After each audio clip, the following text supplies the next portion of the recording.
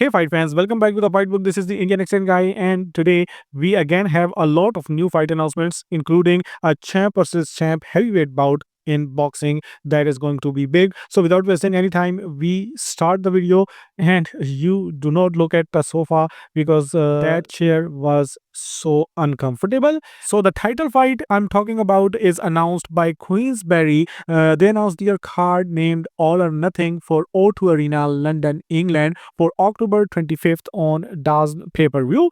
WBO interim champion Joseph Parker, who is coming off the first defense of his belt against Martin Bakole via knockout, and he will be taking on WBA interim champion 19-0 undefeated Englishman Fabio Wardley, who just won his title in June by knocking out then top 10 ranked opponent Justice Huni.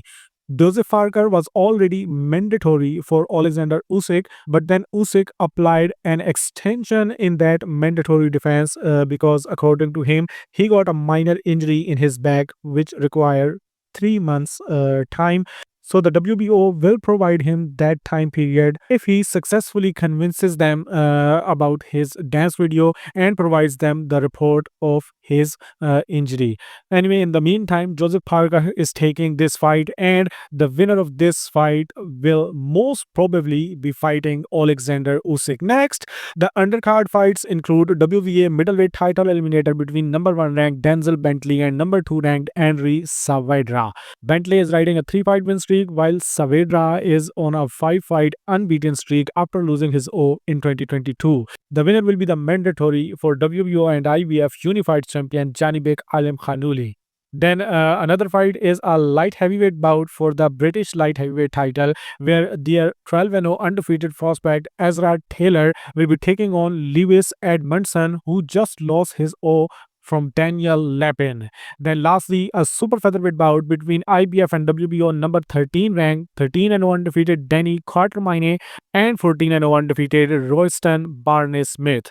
WBC lightweight title eliminator to determine the next mandatory for Shakur Stevenson between number 2 ranked Chadia Herrera versus number 4 ranked Ricardo Nunes is also expected to be on this card, but it needs confirmation. Anyway, as you already know, Vitor Belfort is out from Wanderlei Silva fight.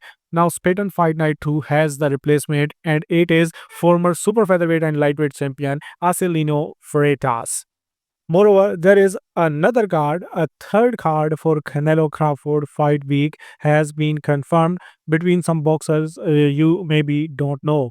Anyway, if we're talking about Canelo versus Crawford, there was an IBF super middleweight title eliminator between number 2 ranked Vladimir Shishkin versus number 3 ranked Osles Iglesias, and Iglesias knocked out Shishkin and moves to 14-0, and he is now the mandatory challenger for Canelo versus Crawford winner.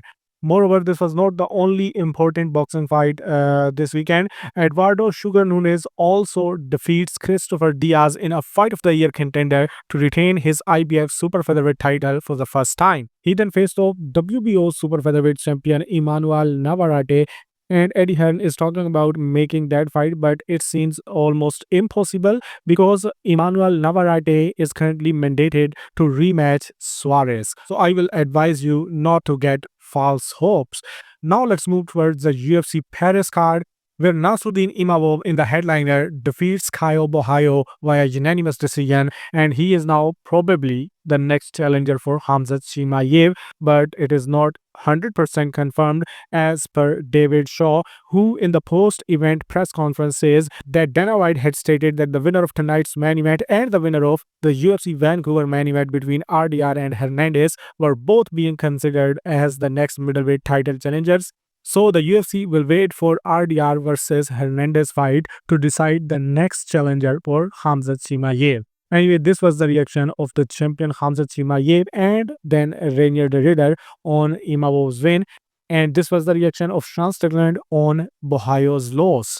Anyway, despite all these talks, Nasruddin Imavov said he is not worried at all about the matchup between RDR and Hernandez. because he believes he has done enough to earn the next title shot. He says his 5 wins over top 10 opponents should be enough when it comes down to determining who should get the next title shot. He says as far as sending a message to Khamzat Chimaev, he doesn't have one because his concern is the gold itself and not the person holding it. Then Nasruddin Imavov shared his video weighing 194 pounds only on fight night against Caio Borralho, which is amazing.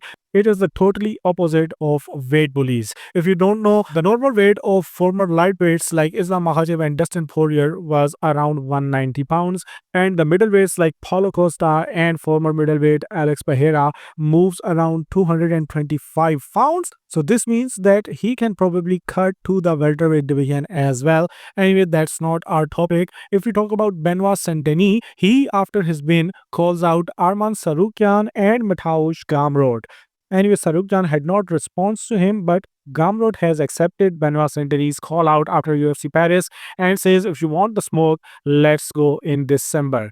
If this fight happened, it could be a grudge match because Benoit Saint-Denis has previously ducked Mateusz Gamrot, and they had also exchanged some words. Moreover, Patricio Pitbull, who was also supposed to fight on this card, called out Arnold Allen and also shares the list of some UFC fighters who are agreed to fight him at UFC Rio. But now it's UFC's job if they wants to put Pitbull on UFC Rio card or not. Moreover, if we talk about Pitbull's opponent, who was the reason for the fight to be pulled off, Lozine Chieta, UFC executive David Shaw tells media that he believes Lozine Chieta still has a future in the UFC, and while he doesn't know the specifics, they look forward to having him on the roster. He says he has not heard anything about Chieta being released from the roster, so maybe the news about him being released from the UFC are fake, but maybe there is also a small, very small possibility that maybe he is released and Shaw doesn't know about it. Anyway, now in the end of this video, let's talk about the UFC fight announcements. Only one fight in the UFC is now confirmed, and that is also not complete.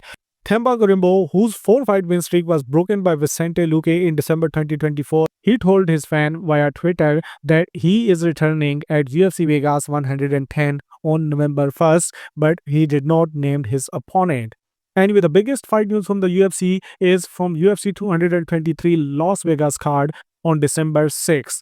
A bantamweight bout between number 1 ranked Sean O'Malley versus number 5 ranked Song Yadong is in works. O'Malley is currently coming off back-to-back losses from Merab Dvalishvili and he is looking to rebound, while Song Yadong is 3-1 in his last 4 fights and he lost only to Peter Yan in these 4. Currently coming off a win over Henry Cejudo via IPOC.